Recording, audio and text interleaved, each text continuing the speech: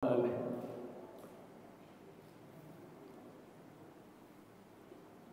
أعوذ بالله السميع العليم من الشيطان الرجيم. بسم الله الرحمن الرحيم. السلام عليكم ورحمة الله وبركاته.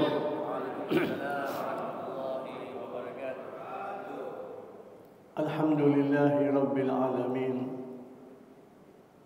حمدا يوافي نعمه ويكافئ مزيده. يا ربنا لك الحمد كما ينبغي لجلال وجهك الكريم وعظيم سلطانك. اللهم صل وسلم وبارك على سيدنا وحبيبنا وقرة أعيننا ومولانا محمد النبي الأمي وعلى آله وصحبه أجمعين. Ibu-ibu, bapak-bapak, muslimin, muslimat rahimakumullah. Dalam pelajaran kita yang lalu, kita sama-sama menyimak sebuah hadis yang sangat penting yang disampaikan oleh Rasulullah sallallahu alaihi wasallam sebagai salah satu pedoman, dorongan bagi kita sekalian untuk berupaya mempersiapkan anak-anak kita sejak dini untuk menjadi wali-wali Allah.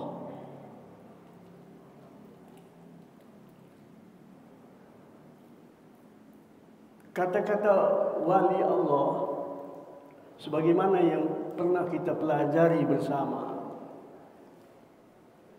membuat kita merasa damai dan tentram terhadap masa depan anak-anak didik kita itu. Kerana para wali-wali Allah adalah hamba-hamba Allah yang Allah nyatakan la khaufun alaihim wa la hum yahzanun. Kalian tidak perlu mengkhawatirkan masa depan mereka.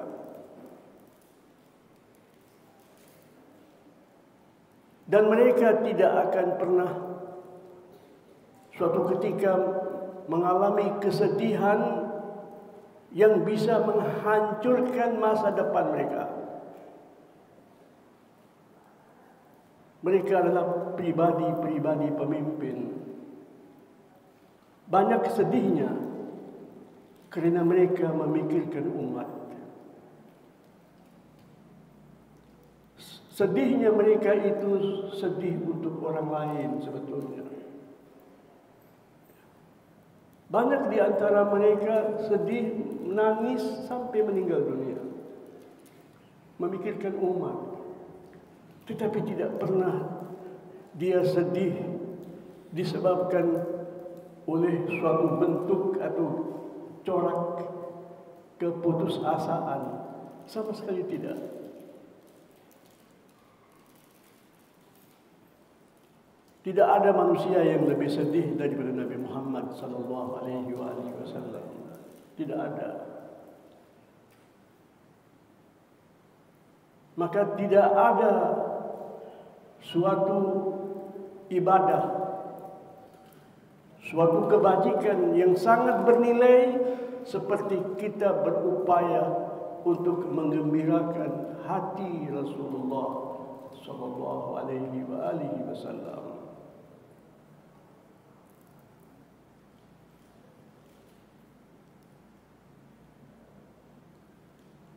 Sebetulnya pendidikan untuk anak-anak masa kini jauh lebih berat ketimbang masa lalu. Tetapi tetap saja ketentuan Allah Subhanahu wa taala bahwa zaman itu tetap di bawah kekuasaan Allah Subhanahu wa taala. Jadi kita orang-orang yang beriman tetap optimis. Apapun zaman yang kita hadapi, Allah Subhanahu wa taala memberikan kita zaman yang kita hidup sekarang ini. Kita tetap bisa menjadi as-sabiqunal awwalun, ulaika humul muqarrabun. Allah sudah membagi bahwa umat manusia di hari kemudian ada ashabul yamin, ashabul maimanah, ada ashabul mash'amah, ada as-sabiqunal awwalun. 3 kriteria ini tetap ada di sepanjang zaman. Hanya saja kita mau berbicara sedikit perbedaan atau corak yang sangat apa ya? Sangat terbuka, sangat terlihat. Saya ingin memberikan contoh ya. Pendidikan masa kecil. Saya bawa kisah hidup Al-Imam Hasan Al-Banna. Hasan Al-Banna itu meninggal dunia umurnya 42 tahun. Jadi masih muda betul. Dibandingkan dengan umur sebagian kita di sini. 42 tahun beliau meninggal dunia. Beliau akan tetap tercatat sebagai seorang imam di zaman modern. Insya Allah sampai kiamat. Yang menyatakan beliau sebagai guru-guru itu ulama-ulama yang jauh lebih alim seakan-akan. Jauh lebih alim. Dari mana? Dari karya-karya tulis mereka. Tetapi pengaruh Imam Hasan Al-Banna luar biasa. Tidak bisa dilupakan oleh umat manusia. Cukup musuh-musuh Islam menjadikan hari syahadah beliau, tewasnya beliau, terbunuh sebagai hari raya kebesaran musuh-musuh Islam di Amerika.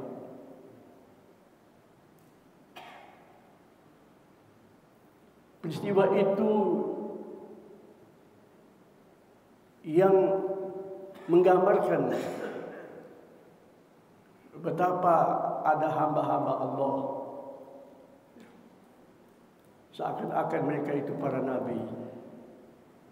Imam Hasan Al-Banna itu meninggal dunia sesudah mengunjungi dan memberikan pencerahan sedemikian rupa pada 30.000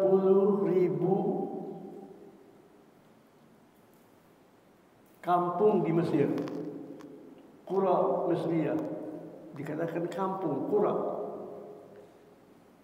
Sedangkan Mesir semuanya itu 40.000. Dalam usia yang muda itu dia bisa membina manusia di 30.000 perkampungan.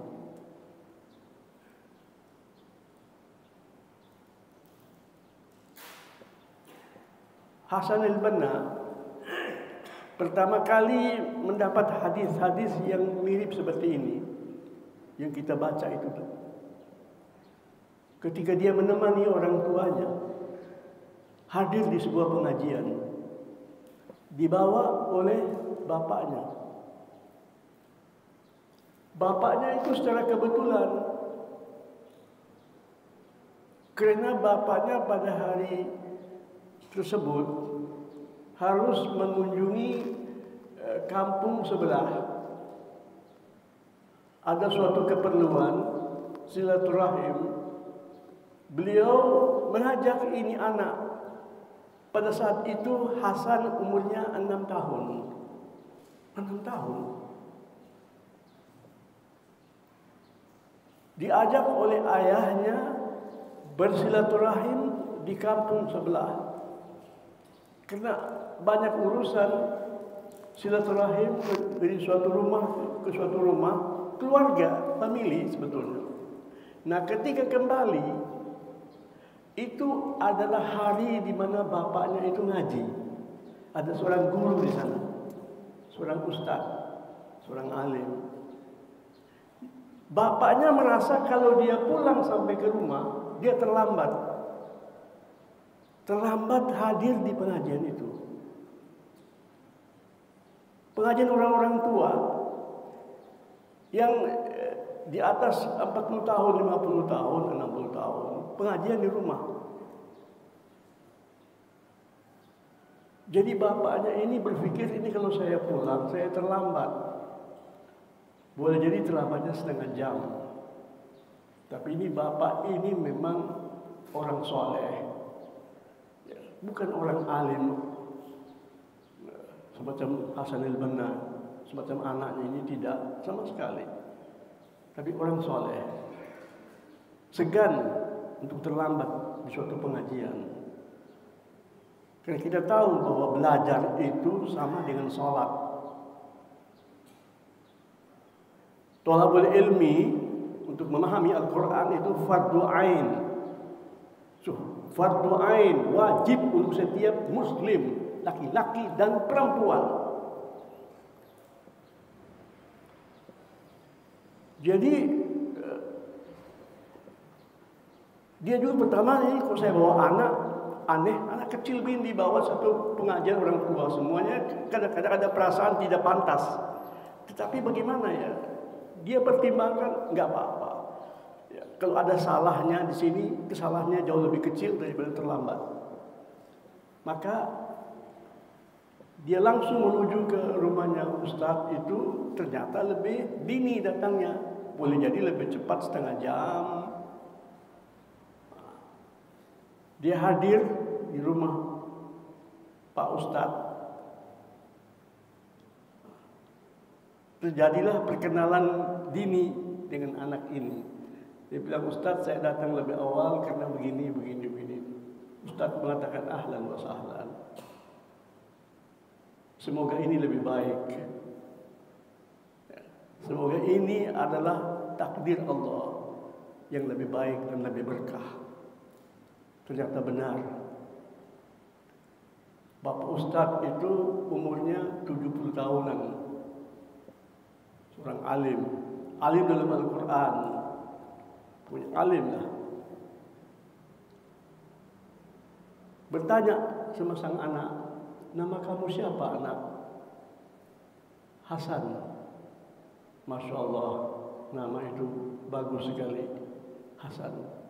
Seperti nama Hasan, anaknya Sayyidatuna Fatimah Zahra, anaknya Ali bin Abi Thalib, yang berkedudukan sebagai cucu dan anak Rasulullah Sallallahu Alaihi Wasallam.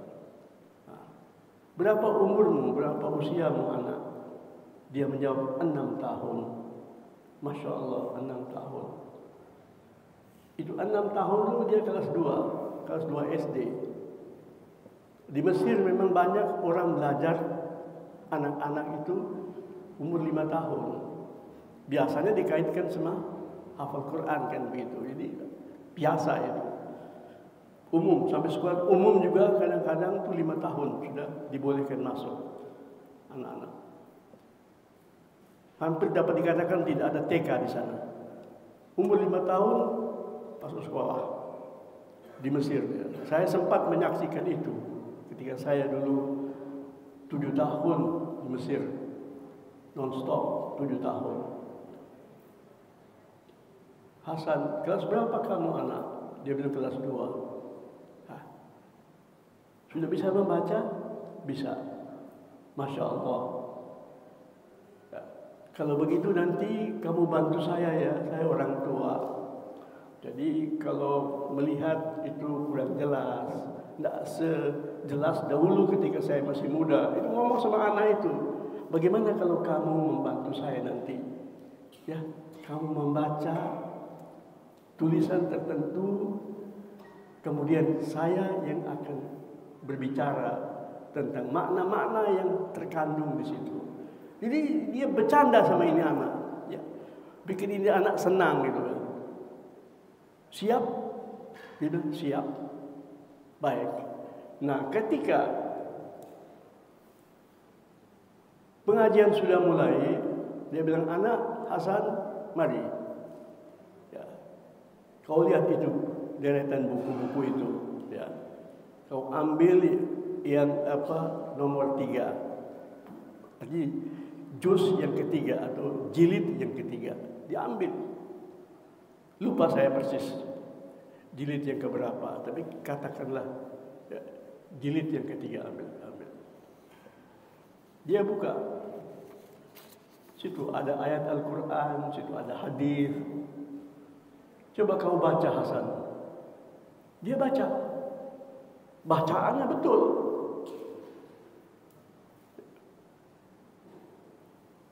Bacaannya betul. Kalau ada salah mungkin sedikit-sedikit. Bapak itu bicara, ngomong, terangkan itu. Ya, sampai kemudian nanti sudah beberapa menit dia menerangkannya, dan lanjutkan Hasan. Hasan melanjutkan. Begitu. Itu pertemuan pertama dengan Hasan ini. Sesudah selesai pengajian, Bapak itu berkata kepada Hasan, Masya Allah, jazakallahu khair, Masya Allah, bacaannya bagus, kau menolong saya pada hari ini, begitu-gitu ya. Terus Ustaz itu berkata kepada Hasan, nanti kalau pengajian lagi akan datang, mau kau hadir, kau bantu saya? Dia bilang, ya. Hadirlah dia di pengajian. Pengajian itu yang membentuk pribadinya. Dia menulis di dalam muzakiratnya, dalam catatannya, dalam buku tentang dirinya. Luar biasa. Dia hadir beberapa kali, dia bisa menikmati ketika Ustadz itu ngomong, menjelaskannya begitu, mendengar, baca itu. Dia bisa menikmati, dia dengar, dia paham. Di anak umur 6 tahun bukan tidak paham.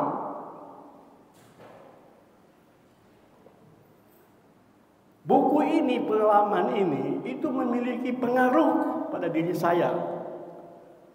Ketika saya mengajar dan membuka pesantren, itu murid saya muda-muda.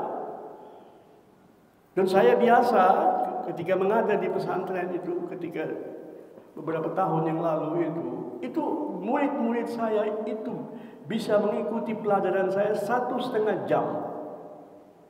1,5 jam saya bicara, ada hadis yang saya bawa, ada pelajaran semuanya. Kalau hari saya datang ke pesantren, saya guru hari itu. Jadi saya biasa memulai pelajaran sekitar jam 8 pagi. Jam 7-nya anak-anak sarapan dan ada jam pelajaran pertama. Itu guru-guru mengajar. Jam 8, 8.30 semuanya kumpul di satu tempat. Itu biasanya di atas kelas 3, 4, 5, 6, 7, semua anak pesantren semuanya. Saya mengajar mereka, saya menerangkan kepada mereka 1,5 jam, dan saya heran kadang-kadang perhatian mereka sedemikian serius. Jangan dibayangkan ada yang tidur atau yang bergerak, sama sekali tidak. Subhanallah. Saya sendiri itu heran, kan saya tidak pernah ngajar anak-anak saya umur itu. Tidak ada, biasanya semua orang tua. Tetapi saya serius mengikuti pelajaran saya makin hari saya makin heran menyaksikan itu anak-anak. Ya. Kemudian sesudah 1,5 jam, ya, jadi dari jam 8.30 ya, sampai jam 9, jam 10 berhenti. Saya katakan apa? Ya, yang belum sarapan, sarapan. Tidak boleh nggak sarapan. Pagi-pagi ada anak-anak yang tidak begitu memiliki selera. Dia cuma minum teh manis saja tetapi sarapan ada yang menunda. Tapi itu sedikit. Ya, itu mereka wajib sarapan. Sebagai seorang guru saya mengatakan harus sarapan, tidak ada. Kemudian apa? Hari itu tidak ada pelajaran sama sekali. Apa pelajarannya? Saya perintahkan kepada mereka dari umur tadi kelas 3, kelas 4, kelas 5, kelas 6 itu semuanya menulis apa yang saya sampaikan tadi. Menulis kembali. Apa yang kamu ingat kamu tulis. Saya baca tulisan kamu semua. Bukan saja dengan tulisan itu mereka memahami apa yang saya sampaikan, mereka belajar bahasa Indonesia lewat tulisan mereka. Itu pertama kali saya membaca tulisannya, saya ketawa-ketawa. Ada yang bahasanya macam-macam, tapi mereka menerjemahkan itu. Jadi terus terang saja saya mengambil metodologi pembelajaran itu lewat buku Hasan al-Banna menulis tentang riwayat hidup beliau. Nah, ketika beliau umur 12 tahun, ya, belum sampai 12 tahun. Ketika dia masih umur 9 tahun, beberapa tahun dia belajar begitu. Itu Hasan al-Banna, kan dia hidup di kampung loh Bapak. Bukan di Kairo, bukan. Di kampung. Kayak kampung-kampung kita lah. Ya. Apa yang dilakukan oleh Hasan al-Banna? Beliau bangun pagi-pagi sekali sebelum azan. Beliau mengetuk pintu muadzin. Dia bangunin muadzin.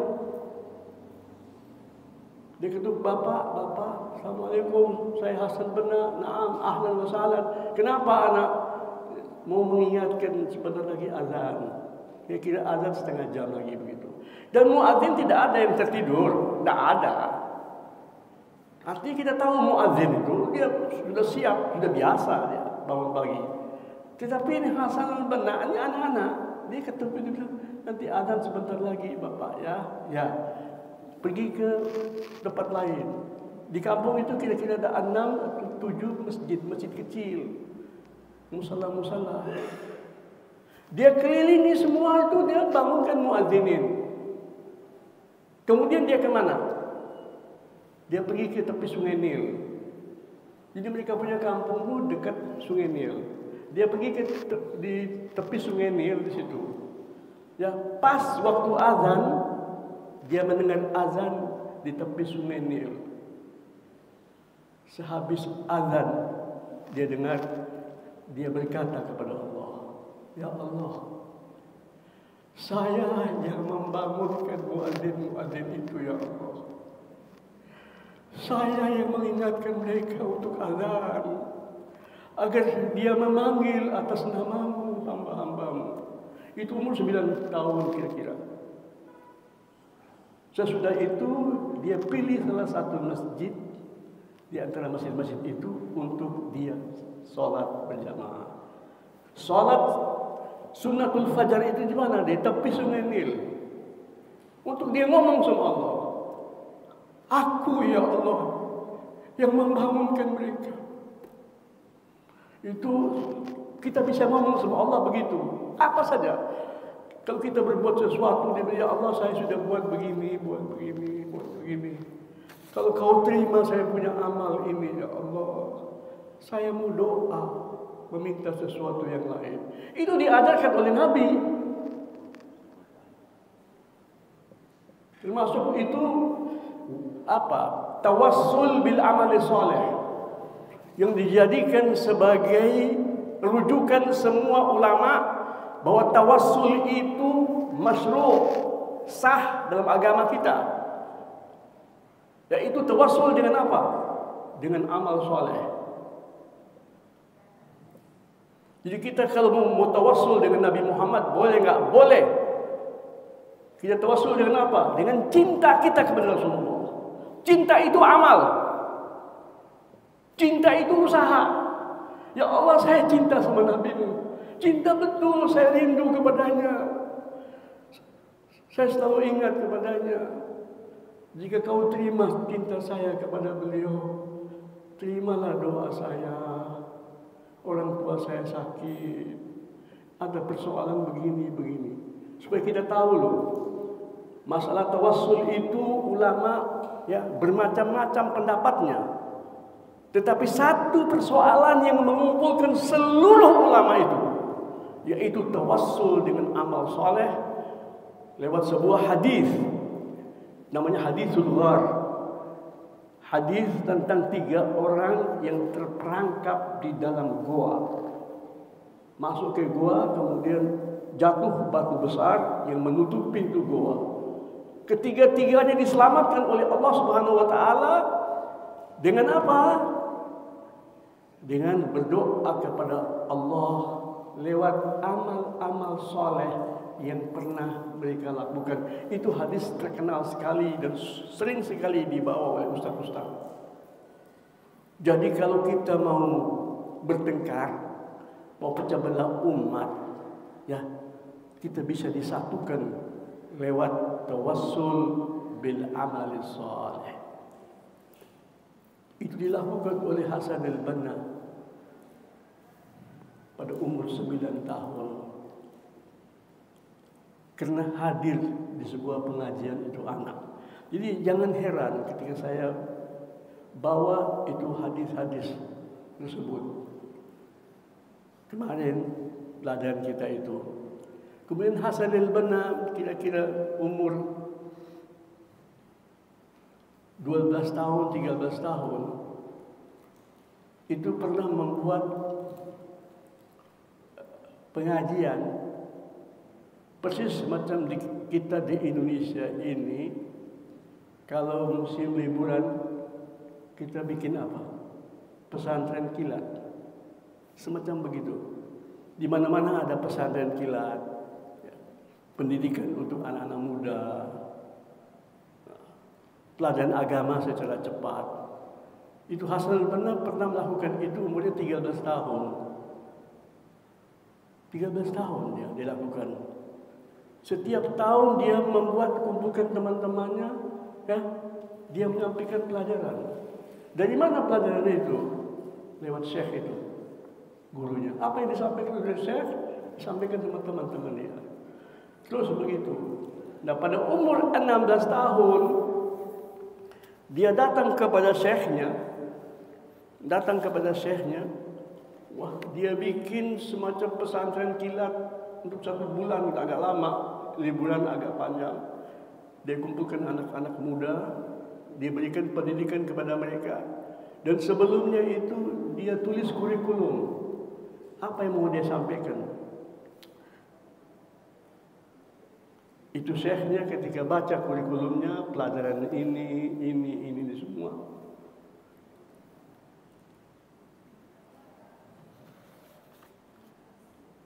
Memang luar biasa. Karena dia banyak membaca, jadi sesudah dia mengikuti sama syekh itu, dia juga suka membaca buku, sehingga mulailah dia terpengaruh oleh buku-buku itu. Dia buat satu kurikulum ya tentang pesantren kilat itu tadi. Gurunya ketika membaca mengatakan apa? La ba'sa bih. Apa? Baik-baik saja. Tidak ada masalah, Hasan. Ya. Tetapi apa yang kamu persiapkan ini terlalu berat. Terlalu berat. Maka saya mau mengarahkan kamu kepada yang lebih mudah. Jadi ada pesan Nabi, anak, jangan memberatkan umatku. Ilmu yang bakal kau sampaikan ini terlalu berat untuk umat Nabi Muhammad yang seumur mereka itu, seumur teman-teman kamu itu, terlalu berat. Kemudian Syekh itu berkata kepadanya, berikan kepada mereka 2 materi saja, 2 mata pelajaran saja. Pertama, kau bawa ayat-ayat Al-Quran, ya, yang menggugah mereka jatuh cinta kepada Allah. Perhatikan, dia umurnya 13 tahun. Ya, untuk menyampaikan ayat-ayat Al-Quran membuat teman-temannya yang tadi umur 10 tahun, 12 tahun, satu umur dengan dia, kadang-kadang ada yang lebih tua sedikit. Ayat-ayat Al-Quran membuat teman-teman kamu jatuh cinta sama Allah. Ayo coba kau cari ayat-ayat apa. Nah, nanti kau bawa, saya lihat ayat-ayat itu. Jadi ayat-ayat yang membuat hamba-hamba Allah cinta kepada Allah. Apa itu wali Allah? Apa itu manusia yang apa ya? Yang tertinggi keimanannya. Dasarnya apa? Ayyuhibballah, ayyakuna Allah wa rasuluhu ahabba ilaihi mimma siwahuma. Nabi mengatakan apa? Itu tentang hadis halawatul iman. Saya kira dulu Habib Syauqi rahimahullah paling sering bawa itu, karena dia punya pengajian namanya halawatul iman. Nah, tahu orang yang paling beriman itu siapa? Orang yang mencintai Allah dan Rasulnya lebih daripada segala-galanya, lebih daripada dirinya. An yakuna Allah wa rasuluhu, ya, ahabba ilaihi mimma siwahuma, wa an yakuna la yuhibbu ahadan illa lillah. Dia tidak mencintai seseorang kecuali karena Allah. Tidak ada benci, tidak ada cinta kecuali dikaitkan dengan Allah. Toh. Ini contoh ya. Jadi dia ambil dari siapa? Guru ini dari mana ya? Dari hadis Nabi, bimbingan Nabi. Jadi cari ayat-ayat Al-Quran yang dengan ayat-ayat itu engkau telah membantu mereka, membimbing mereka untuk mencintai Allah. Ada hadis-hadis bisa ditambah situ ya. Oh ya. Terus yang kedua apa? Sampaikan kepada mereka perjalanan hidup Nabi Muhammad sallallahu alaihi wasallam. Dari situ saya belajar. Saya membuka pesantren, saya membuka balai pendidikan, saya buka sekolah. Dasarnya hanya itu saja, yaitu saya menyampaikan ayat-ayat Al-Quran, menyampaikan hadis-hadis Nabi yang akan menggiring orang-orang yang beriman cinta mutlak kepada Allah dan Rasulnya. Kemudian menyampaikan sejarah perjalanan hidup Nabi Muhammad sallallahu alaihi wasallam sebagaimana yang dikatakan oleh Ummul Mukminin Aisyah, kana khuluqul Quran. Wa Nabi itu akhlaknya, apa akhlaknya? Perjalanan hidupnya adalah Al-Quran. Jadi satu. Itu bagaimana itu Hasan al-Banna? Ya, dibimbing oleh sang ustadz ini, dia bisa mempercayakan kepada ini anak, lakukan itu. Ya. Ini bapak-bapak. Nah, tetapi kita di zaman sekarang ini jauh lebih parah. Godaannya lebih besar. Tetapi tetap, insya-Allah Ta'ala, kalau anak itu sudah mengenal Allah Subhanahu Wa Ta'ala, walaupun kadang-kadang dia terpengaruh, ya, dia bakal kembali. Itu pendidikan. Ya. Ini salah satu contoh. Kemudian ada contoh yang lain, ya. Saya hanya sebut nama saja. Al-Imam Muhammad Abduh. Al-Imam Muhammad Abduh itu lebih tua daripada Hasan al-Banna. Ya, juga riwayat hidupnya mirip dengan Hasan al-Banna. Bahkan Al-Imam Muhammad Abduh itu sempat, ya, jadi jagoan. Artinya dia belajar itu umurnya sudah lebih tua. Ketika umurnya sudah belasan tahun, bahkan sudah sempat menikah, baru dia mengenal gurunya. Jadi dari materi pelajaran yang disampaikan, jadi materi pelajaran itu penting, ya. Baik, kita melanjutkan pelajaran kita kemarin, Bapak-bapak. Kita kemarin berbicara tentang bagaimana kita membentengi diri kita, kan. Ihfazillah yahfazka. Pertama kali kita menyebut tentang sholat, ya. Tentang sholat. Dan kita melihat di surat Al-Mu'minun, Allah Subhanahu wa Ta'ala menyatakan qad aflahal mu'minun. Orang yang beriman itu jaya. Orang yang beriman itu untung. Tidak ada orang yang beriman itu gagal. Tidak ada. Jadi kalau sampai gagal, ya, dia belum mukminun.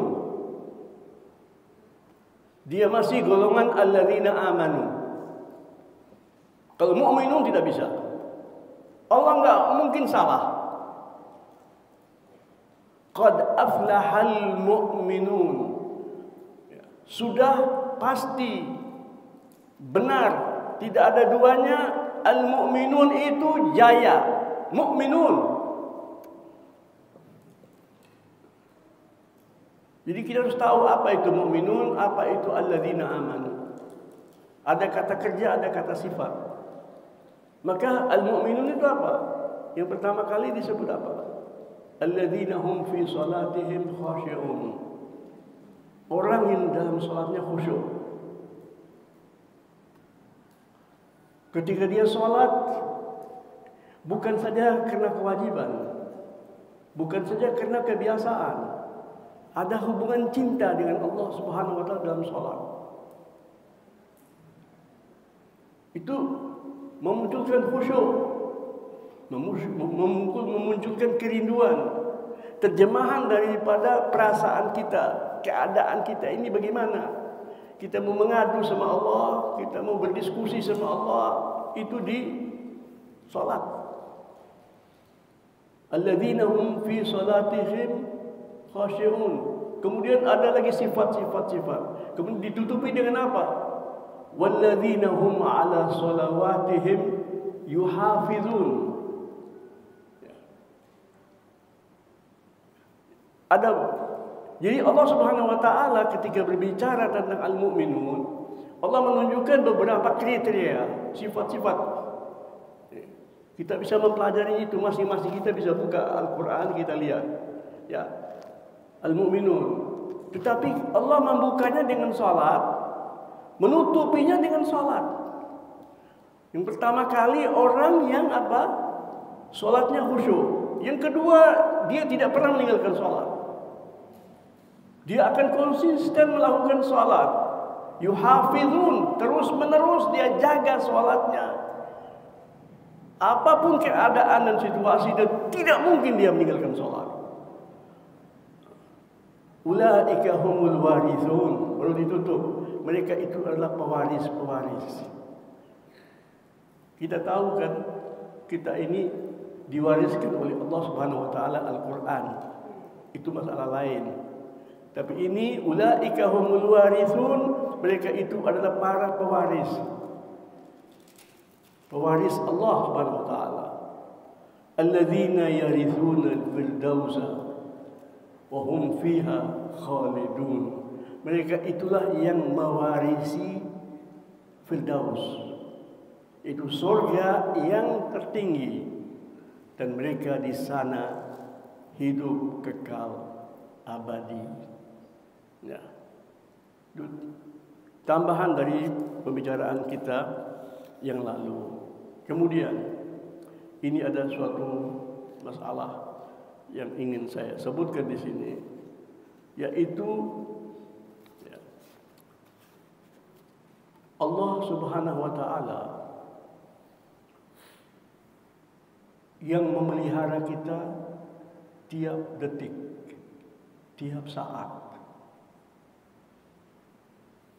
Ini anak-anak kita ini perlu tahu itu. Kita bacakan ayat begitu. Kita pun tentunya harus sudah tahu. Kalau kita belum tahu, ini firman Allah. Jadi bicara kita semuanya kembali kepada Al-Quran, jelas dan gamblang.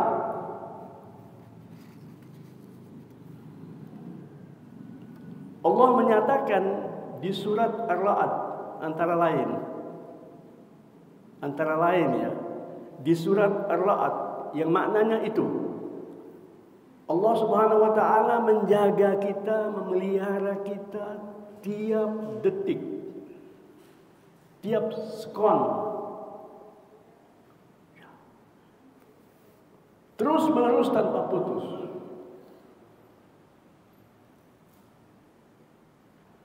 Sesuatu yang sebagainya membuat kita itu luar biasa kagum dan cinta kepada Allah, rindu.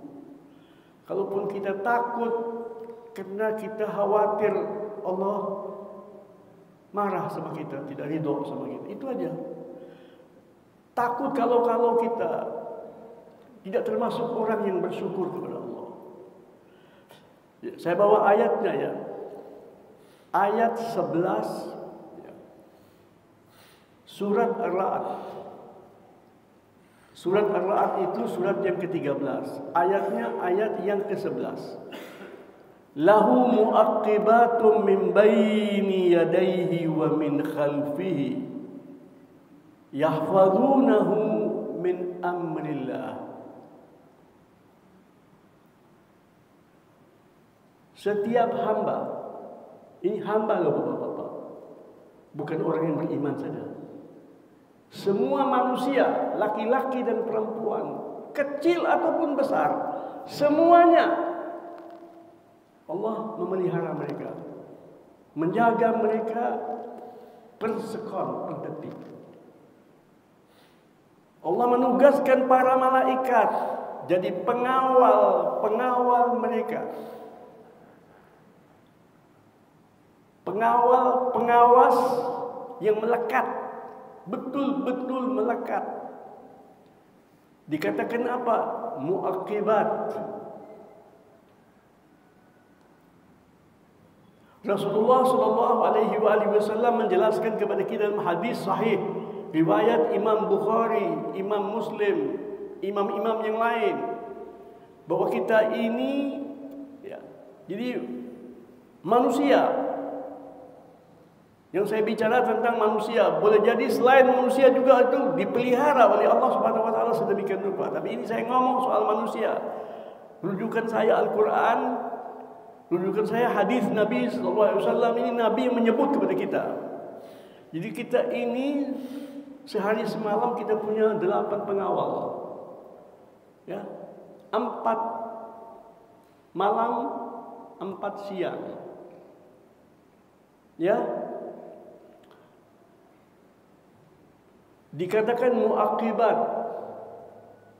Ini 4 ini betul-betul mengawal kita. Ketika nanti sholat subuh, kita sholat subuh ya, katakanlah insya Allah kita sholat subuhnya berjamaah, itu terjadilah apa? Pertukaran. 4 ini bakal diganti dengan 4 yang lain.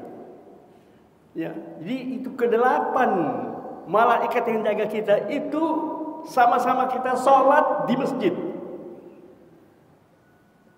Dikatakan oleh Nabi Muhammad SAW. Kemudian Rasulullah SAW menyatakan apa? Fi Sahih Al-Bukhari, yata'aqabuna fikum. 8 ini apa? Bergiliran, ya. Dan ketika terjadi pergiliran itu dia bersama kalian, dan memang mereka itu bersama kalian. Fikum malaikatun bil laili wa malaikatun bin nahar. 4 yang malam dan 4 yang siang. Wa yajtami'una fi salati subhi. Mereka itu kumpul itu di salat subuh dan salat asar. Salat asar mereka ketemu lagi ya.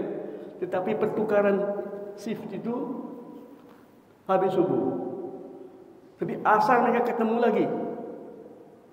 Jadi waktu asar itu kan petugas yang baru kan. Ini kan sampai malam. Ini belum malam. Tapi orang yang malam sudah datang tuh. Malaikat malam sudah datang lebih dulu. Datang. Kemudian Nabi SAW, ini 4 ini apa tugasnya? Yang pertama, yang di belakang 1 orang, di depan 1 orang, 2. Yang kanan dan kiri. Kanan yang mencatat kita punya amal-amal soleh, amal-amal yang baik. Yang kiri yang mencatat la sama Allah na'udzubillah, amal-amal kita yang buruk. Jadi 4 kan begitu. Kemudian ketemu sama-sama nanti ya di sholat subuh. Rasulullah sallallahu alaihi wasallam sehabis sholat subuh ini Nabi menyatakan apa? Wa yas'udul ladzina fikum wa yas'udul ladzina batu ma'akum. Yang malam itu, yang semalaman dia bersama kalian, mereka itu yang naik pagi-pagi itu, subuh. Ya. Itu naik menghadap Allah Subhanahu wa taala.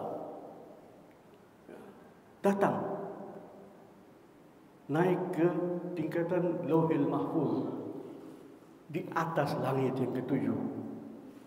Ya. Di sanalah Allah Subhanahu wa taala berfirman kepada mereka. Kita tidak usah tanya bagaimana firman itu. Ya. Yang jelas Allah Subhanahu wa taala fasa'alahum wa huwa a'lamu bikum. Allah tanya bagaimana hamba saya itu. Yang 4 ini Allah tanya dia, bagaimana dengan hamba saya si fulan? Dan dikatakan oleh Nabi apa? Allah lebih tahu, Allah tidak perlu tanya. Allah sudah tahu semuanya. Tetapi ini supaya untuk menggugah kita, supaya kita tahu bahwa Allah itu dia periksa malaikatnya, memberikan laporan tentang pengawalan, pencatatan semuanya. Wa huwa a'lamu bikum, kata Nabi, dan Allah lebih tahu tentang kalian semua, kita semua dia lebih tahu, bukan malaikat itu.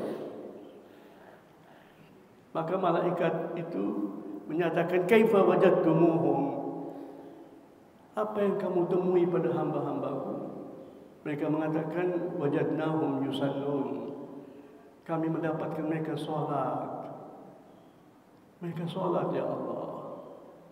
Terus ditanya wa kaifa taraktumuhum, dan ketika berpisah bagaimana? Waktu asar kemarin bagaimana? Dia bilang mereka sholat. Itu Allah Subhanahu wa taala bertanya tentang mereka. Jadi bagaimana ibu-ibu yang tidak sholat jamaah? Kalau bapak sholat jamaah, ibu-ibu nilainya sholat jamaah.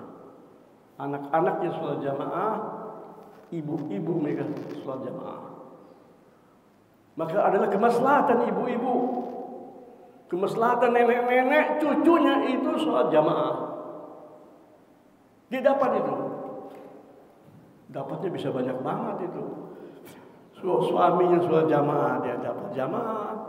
Anaknya sholat jamaah, dia dapat jamaah. Nah kalau kita pikir betul-betul, Yang lebih kaya raya itu ibu-ibu sebetulnya. Walaupun dia hanya kerjanya di rumah, didik anaknya. Tetapi anak itu tidak mungkin untuk sholat jamaah kalau tidak kena dorongan ibunya. Bukan dorongan bapak saja, betapa ibu-ibu punya peran. Ini ya saya keluar dari topik sedikit begitu macam. Rasulullah SAW menyatakan bahwa para malaikat itu melekat bersama kalian. Dia tidak meninggalkan kalian kecuali kalau kalian masuk kamar mandi. Dia tidak mungkin melihat aurat kamu. Atau ketika kalian mengadakan hubungan suami istri, ya, dia pasti sudah menjauh lebih dahulu. Maka Nabi berpesan apa? Fastahyuhum, malulah kamu, malulah kalian kepada para malaikat itu, karena mereka malu lihat hal-hal yang tidak baik, khususnya masalah hubungan laki-laki dan perempuan. Maka malulah kalian. Artinya apa? Tidak malu kamu. Bukan dengan istri kamu berbuat sesuatu, dia catat. Malu. Fakrimuhum. Jadikanlah itu dorongan bagi kalian lebih baik. Hormati mereka. Ketika mereka mencatat sesuatu yang tidak baik, itu bukan enak, bukan nikmat. Sedih, hancur hati. Fakrimuhum. Rasulullah SAW berpesan demikian. Dan para malaikat itu menjaga kita. Dalam sehari semalam itu banyak malapetaka, banyak musibah yang turun. Kalau kita aman-aman saja karena Allah menjaga kita. Jadi ada itu yang dikatakan hukum kausalitas itu, yang bisa mendatangkan aneka bahaya bagi kita dalam 24 jam. Tetapi tidak terjadi pada kita. Karena ketika datang, dihadang oleh malaikat-malaikat yang ditugaskan oleh Allah mengawal. Tetapi jika jatuh takdir Allah, mereka biarkan. Jadi semuanya itu komando Allah Subhanahu wa taala. Jadi dia itu tidak kita fahami bekerja secara digital artinya betul-betul digital begitu. Enggak. Dia masih tetap komen sama Allah. Allah yang tetap memerintahkan dia. Selamatkan hambaku, selamatkan hambaku. Apalagi kalau kita melihat soal kematian.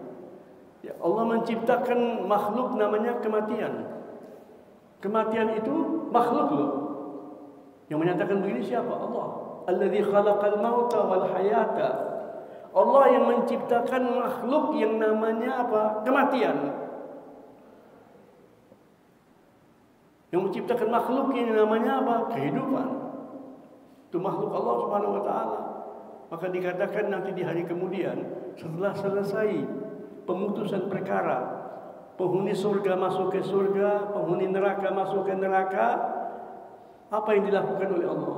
Allah perintahkan kematian hadir. Makhluk yang namanya kematian itu hadir. Semua makhluk Allah lihat dia. Allah katakan, hai hamba-hambaku sekalian, saya mau tunjukkan kepada kalian apa itu kematian. Ya. Di dalam sebuah riwayat dikatakan Allah akan jelmakan dia kematian itu sebagai kabsh, seekor domba yang lucu, kematian. Secara demonstratif Allah perintahkan disembelih. Maka hayatan abadiyatan la mauta fiha. Detik ini dan seterusnya kematian tidak ada. Kehidupan yang abadi di surga ataupun di neraka. Jangan pernah membayangkan ada kematian. Itu yang membuat penghuni-penghuni neraka benar-benar dalam keadaan yang tidak bisa kita bayangkan. Ya. La yamutuna fiha, la yamutu fiha wa la yahya. Tidak mati di sana dan tidak juga hidup. Itu di neraka. Dan Allah Subhanahu wa taala menyatakan di dalam Al-Qur'anul Karim, "Aina ma takunu yudrikumul maut. Walau kuntum fi burujin musyayyada." Di mana saja kalian berada, kalian dikejar oleh kematian. Tetapi tidak mampu kematian itu menggapai kamu kecuali tiba saat ajal yang ditentukan oleh Allah Subhanahu wa taala. Jadi kematian itu setiap saat itu, katakanlah kita di masjid ini, memang tidak ada kematian yang mengintai kita ini. Kerjanya dia mengejar. Aina ma takunu. Di mana saja kalian berada, ya. Itu di surat An-Nisa ayat 78. Allah menggambarkan pengejaran bapak-bapak. Aina ma takunu, di mana saja kalian berada, yudrikum, ada pengejaran. Kalau sudah tiba ajalnya, dia pasti berhasil menangkap kalian. Kematian itu bukan saja Israel. Israel ini kayaknya pelaksana sesuatu yang di luar kematian. Kematian itu bukan di tangan Israel, bukan dalam daftar Israel, sama sekali tidak. Jadi selama ini kita belum sampai digapai oleh kematian itu karena apa? Allah menjaga kita. Maka dikatakan apa? Lahu mu'aqibatun min baini yadaihi wa min khalfihi yahfazunahu, terus menerus itu pengawal-pengawal menjaga engkau wahai manusia, min amrillah, menjaga kamu dari ketentuan Allah yang membinasakan. Jadi ada ketentuan Allah yang merupakan rahmat, yang merupakan anugerah, pengangkatan derajat. Ada ketentuan Allah yang merupakan pembinasaan dan penghancuran. Jadi kita setiap saat dijaga oleh Allah Subhanahu wa taala. Jadi seyogianya memang kita damai kok, tentram, bahagia, karena ada Allah yang menjaga. Kita seyogianya itu harus lebih tentram dan damai ketimbang yang punya pengawal yang macam-macam. Karena pengawal yang macam-macam itu bisa membuat dia lupa sama Allah. Saya mempunyai sahabat, seorang ustaz, Pak Kiai, itu ditawarkan, bukan ditawarkan, diberikan kepadanya pistol oleh sekian jenderal yang berwenang memberikan izin itu. Ini Pak Kiai perlu ini. Ya. Dia terima itu pistol, betul ada tanda tangannya, ada memang sesuai dengan prosedur. Tapi ditawarkan. Sebagian orang ya karena merasa perlu memiliki pistol karena mungkin banyak ancamannya atau banyak musuhnya mungkin, wallahu a'lam, itu bisa meminta ya, bentuk penjagaan seperti itu dari negara, khususnya kepolisian umpamanya. Ini sahabat saya itu mengatakan, Anda dikasih itu, diberi itu. Tapi berjalan waktu sekian lama, saya merasa bahwa pistol itu membuat saya jadi kurang tawakal kepada Allah, kurang wirid, kurang doa sama Allah. Saya pulangkan. Itu petugas yang diserahkan kembali itu mengatakan, kenapa Pak Kiai, kan belum habis izinnya, nanti kita ini lagi. Enggak, cukup. Kenapa? Dia buat saya tidak tawakal sama Allah, takut saya sama Allah. Memangnya Allah nggak bisa ciptakan saya bahaya karena saya bawa pistol itu? Enggak, tolong. Dia pulangkan. Tuh Kiai teman saya, kalau mau tahu siapa dia, Kiai Syukran Ma'mun. Dia ngomong sama saya, gurunya Syukran Ghazali. Ya. Dia bilang bukan satu, Beb. Kadang-kadang saya dia agak sombong sedikit. Nah, macam dia ngomong sendiri, orang yang terbuka, orang baik, orang soleh. wali min awliyaillah. Saya kenal betul beliau, ya. Ya. Itu salah contoh, ya. Jadi kita sebetulnya ini memiliki pengawal dari Allah Subhanahu wa taala itu luar biasa. Ya. Yahfazunahu min amrillah. Pengawal-pengawal itu menjaganya secara terus-menerus dari ketentuan-ketentuan Allah. Subhanallah. Yang membuat ketentuan itu Allah. Yang memerintahkan untuk menghadang ketentuan itu juga Allah. Lewat malaikat-malaikat yang ditugaskan. Ya. Kemudian Allah Subhanahu wa taala berfirman kepada hamba-hamba Allah, khususnya orang-orang yang tidak beriman. Allah menyatakan apa? Itu di surat Al-Anbiya ayat 42. Surat 21 ayat 42. Allah menyatakan, Qul, katakan wahai Rasul, katakan, Man yakla'ukum bil-laili wan-nahari minar rahman.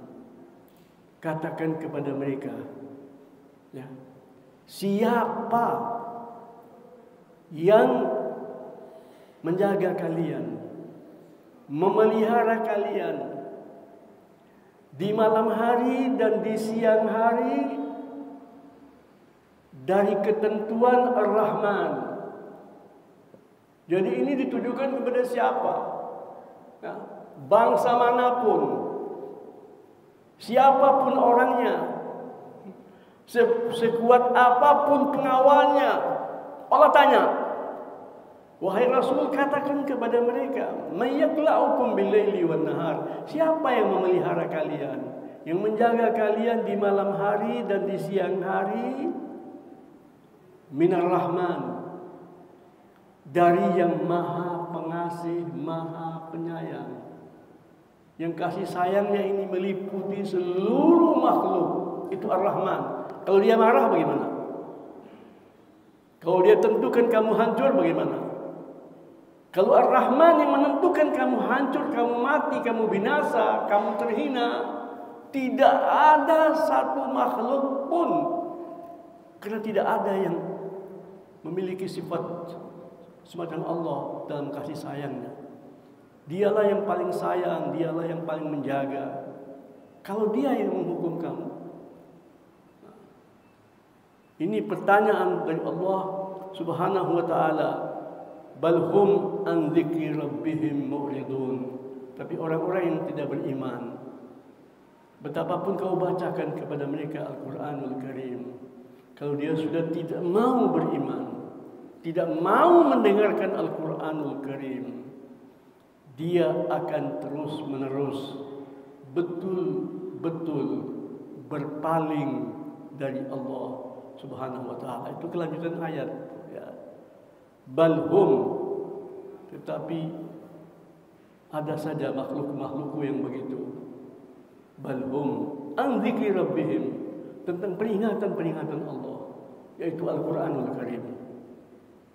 Mu'ridun, mereka berpaling. Ya Allah biha, ya Allah biha, ya Allah bihusnil khatimah, ya Allah biha, ya Allah biha, ya Allah bihusnil khatimah, ya Allah biha, ya Allah biha, ya Allah bihusnil khatimah, ya Allah biha, ya Allah biha, ya Allah bihusnil khatimah. Alhamdulillahi rabbil alamin, wassalatu wassalamu ala ashrafil anbiya'i wal mursalin, sayyidina Muhammadin wa ala alihi wa sahbihi ajma'in. Ya Allah, Tuhan kami, Tuhan yang memiliki sifat-sifat yang maha sempurna, curahkan selawat, salam dan barakatmu atas penghulu kami, Nabi kami, hamba dan kekasih-Mu Muhammad dan keluarga beliau yang Engkau sucikan.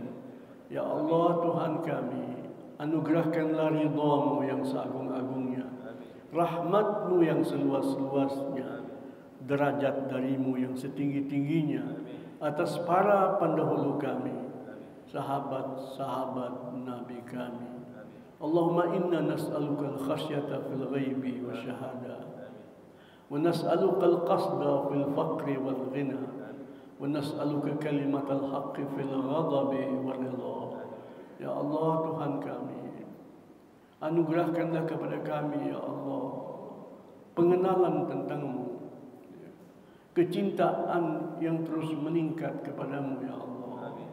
Anugerahkanlah kepada kami kerinduan kepadamu, kekaguman kepadamu yang terbungkus oleh perasaan takut ya Allah. Kalau Engkau tiada sudi kepada kami, kalau Engkau tidak mau meridhai kami, apa artinya seluruh anugerah ya Allah tanpa ridha-Mu?